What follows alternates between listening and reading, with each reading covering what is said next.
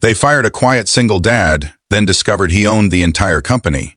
The termination notice hit the table with a sharp slap that echoed through the executive boardroom. Every conversation stopped. The CEO stared at the paper, his face turning pale as he read the name printed at the top. A man had been fired that morning. A quiet maintenance worker. A single father who spent his days fixing broken lights, cleaning equipment, and helping employees without ever asking for recognition. But what nobody in that building knew was that the man they had casually dismissed wasn't poor, desperate, or powerless. Hidden behind worn work boots and faded jackets was a billionaire, whose wealth could buy the entire company several times over. Before we continue, if you believe in kindness, second chances, and treating every person with respect regardless of their job title, take a moment to like this video, leave a comment, share it with someone who needs this message, and subscribe to the channel for more emotional stories. The company headquarters stood proudly in downtown Chicago, a glass tower reflecting the city skyline. Thousands of employees walk through its doors every day. Most never noticed Daniel Brooks.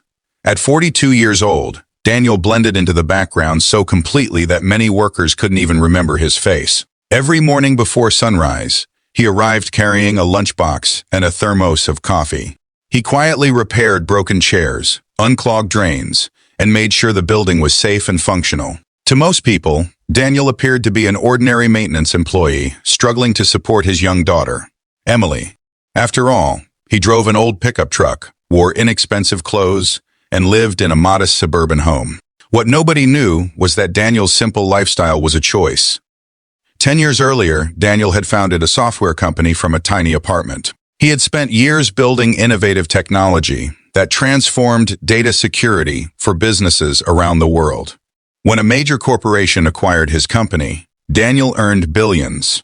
Overnight, he became one of the wealthiest entrepreneurs in America.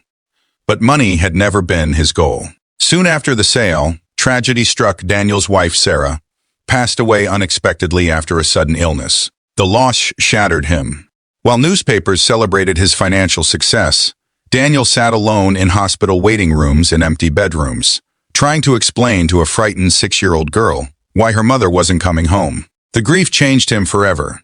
He withdrew from public life. He sold his luxury homes. He disappeared from business magazines. Most people assumed he was enjoying retirement somewhere on a private island. Instead, Daniel chose something unusual.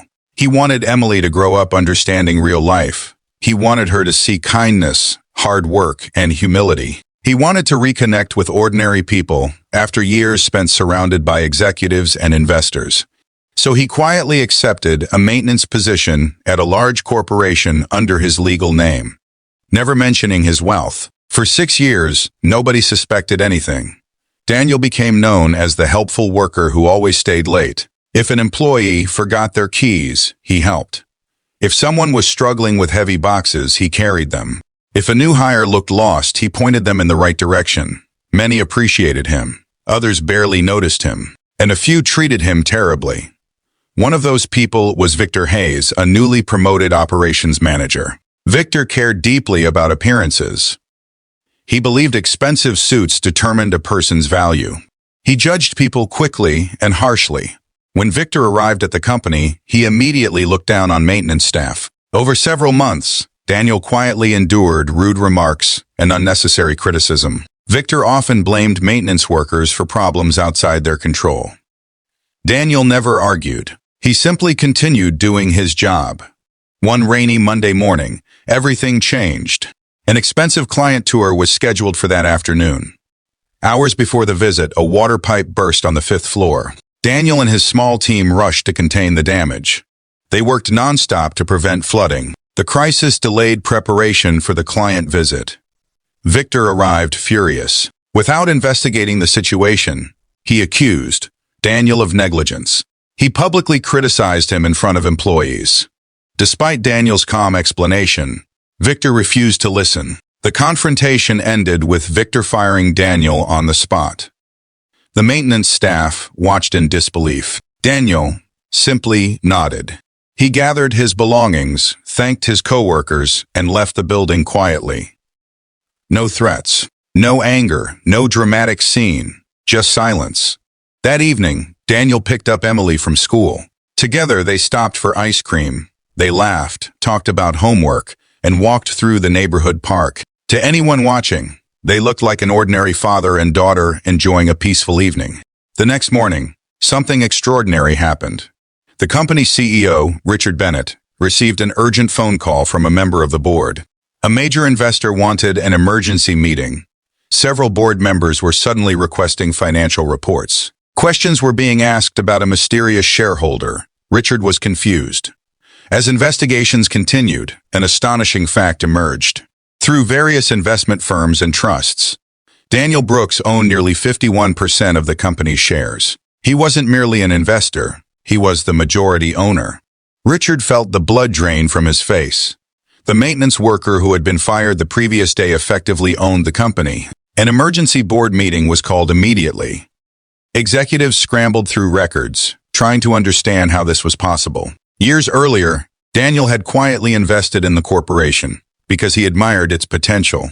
Over time, his holdings grew through acquisitions and purchases until he became the controlling shareholder. Yet he never interfered, he never announced himself.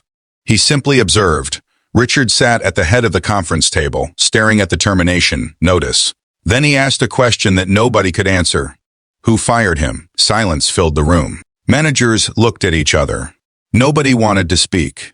Eventually, Victor Hayes admitted responsibility. The room went cold. For the first time, Victor realized the full magnitude of what had happened. He had fired the owner. But Richard wasn't angry because of Daniel's wealth. He was angry because of what the situation revealed. If someone as kind and hard-working as Daniel could be treated unfairly, how many others had suffered the same treatment? How many good employees had been ignored? How many people had been judged by appearance rather than character? The company launched an internal review. What they discovered was disturbing. Victor had a pattern of disrespectful behavior. Numerous complaints had been overlooked. Several talented employees had resigned because they felt undervalued. Meanwhile, Daniel remained at home, completely unbothered. He spent the week helping Emily build a science project. He attended her soccer practice. He cooked dinner. For the first time in years, he enjoyed a break from work. Then, Richard requested a meeting. Daniel agreed. The two men met in a quiet conference room. Richard arrived expecting anger, lawsuits, or demands. Instead, he found a calm father carrying photos of his daughter. Daniel listened respectfully as Richard apologized. The CEO admitted the company had failed. He acknowledged that leadership had become disconnected from employees.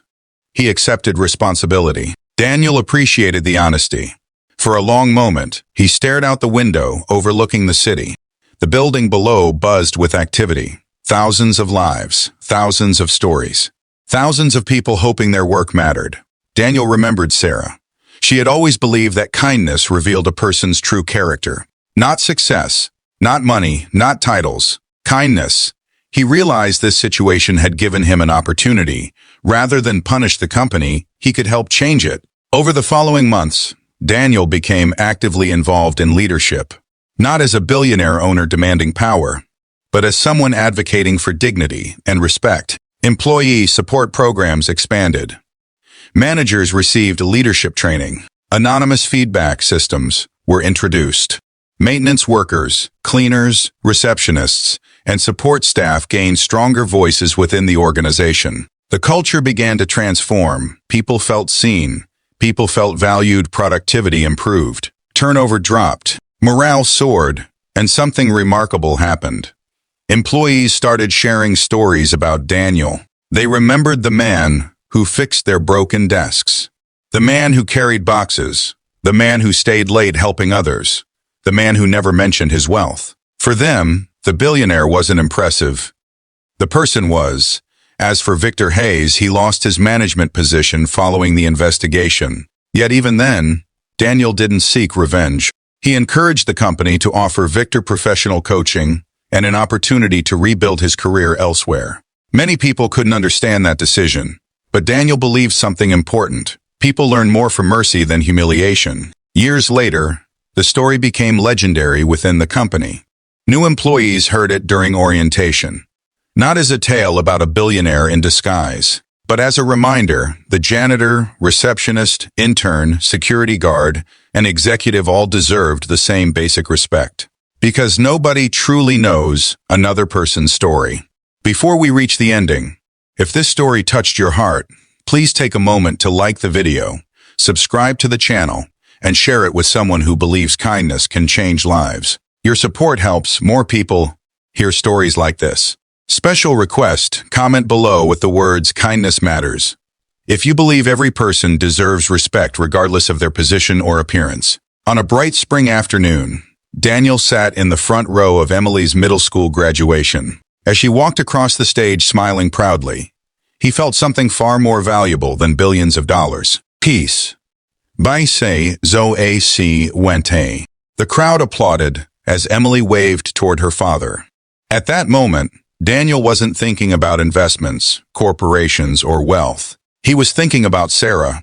He was thinking about the life they had dreamed of building, and he realized something beautiful. The greatest success wasn't becoming a billionaire. It wasn't owning companies. It wasn't power. The greatest success was remaining kind in a world that often rewards arrogance. Because money can buy buildings, power can command attention, but only character earns genuine respect. And that was the lesson an entire company learned from the quiet single dad nobody noticed, until the day they discovered he was worth billions.